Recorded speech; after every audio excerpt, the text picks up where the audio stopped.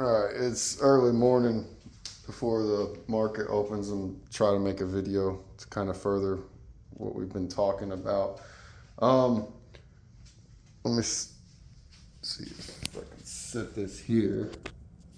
Really, I need it kind of I need you to see it from the side, so we'll set it like right here. And what I imagine when we're talking about like blaze pods or the lights and stuff.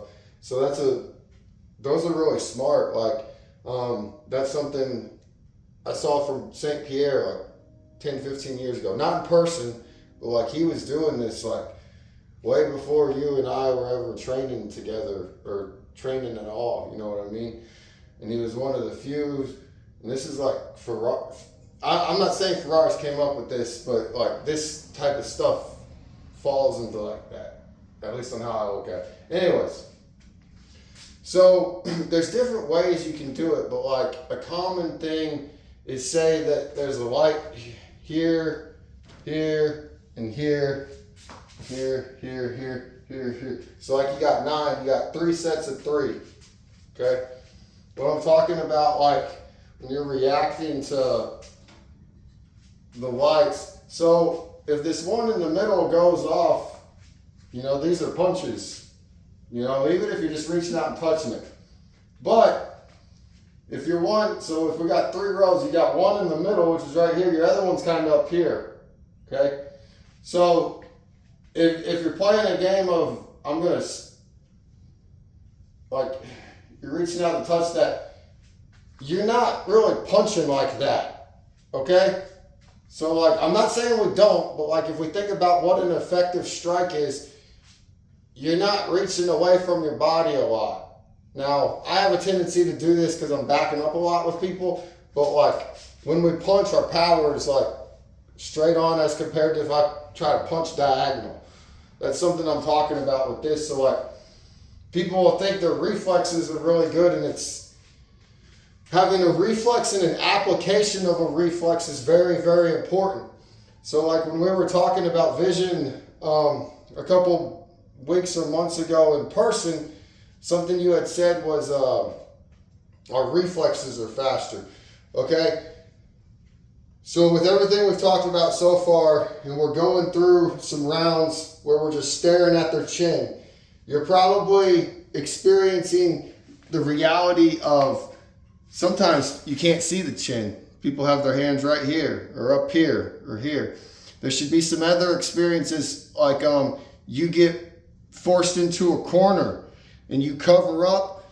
When you cover up, you need to be practicing finding your vision. So like in person, what I would do is I would have you start doing some 1s and 2s on me covered up, and then I'd be like, watch my eyes. You're going to see me find you. And like I'd have you looking at me while you're throwing the punches with the block. I can't tell you a perfect way to do this because it's going to depend on a lot of different factors. It's really easy to do. When me and you first started training, we were always in boxing gloves. It's really easy to do with the boxing gloves. It's going to be a little harder with MMA gloves. But doing this, you can still see. You know what I mean? So it's like keeping that position, keeping that seeing. I was going to go somewhere further with that, but those are some things you should have been experiencing with that. Maintaining vision, I guess, is part of the key factor. Oh, I know where I was going. So back to with reflexes.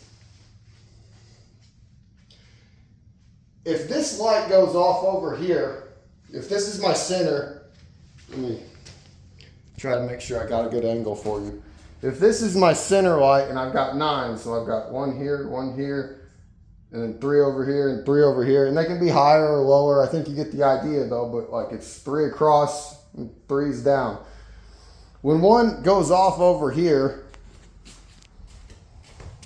I might be able to show you better now. All right, so like the one straight on, this is a punch. This is not a fucking punch. This also has got my depth perception fucked up. Like when we put the lasers on the wall, the lights, we're playing with a 2D plane as compared to a 3-dimensional world that we're in. I'm going to jump off track. So before I forget, when you reference our reflexes being fast, when I'm fighting with my vision, I do not think about defense. So, like with your kick example, looking down at the kick, I'm not watching their eyes. I'm watching their chin, and I'm thinking about, okay, I can hit them. Actually, I'm thinking I can touch them. I don't think about hitting. It's, oh, I can touch them, or I can't. And it's just built ingrained in me. I've done it so many times, I can just look at someone and know I can reach out and touch them, or I can't. And that's all it is.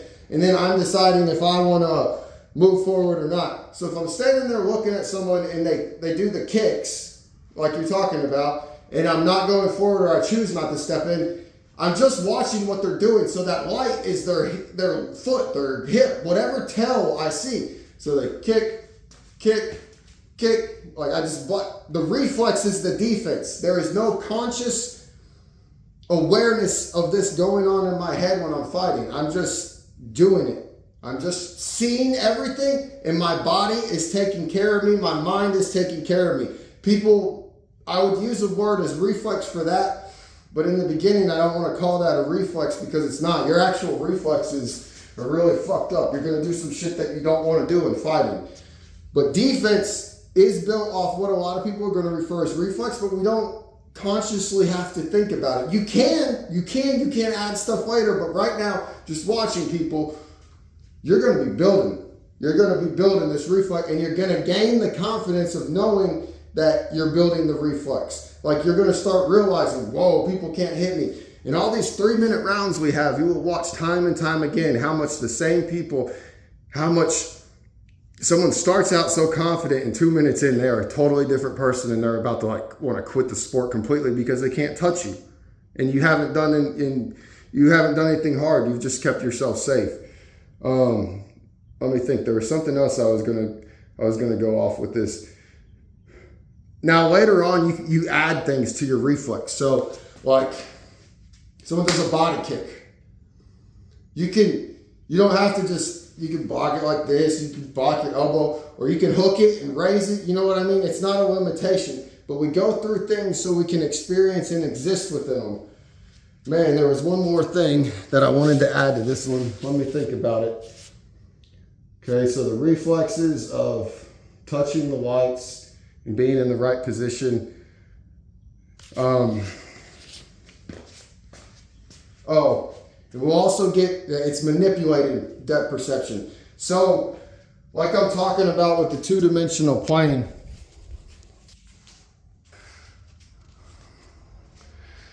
so I'm standing in front of here and would say like that's the center, and I got one laser up here, your blaze pot up here, one here, and then one down there. It's like when I'm hitting that, if I have one over here, my hand doesn't even reach that, you know what I'm saying? So we're not accounting for depth perception correctly, because we don't punch with our arm at an angle. Now we do at times, but like our effective punches aren't at an angle like this, okay? What I'm talking about with depth perception is, I'd like for me to be able to set this up somewhere a little bit higher. Oh, that's not gonna stay. Bear with me just a second. So,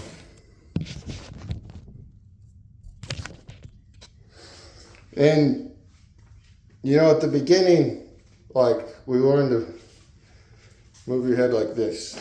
This thing's gonna keep hitting me. Move your head left and right.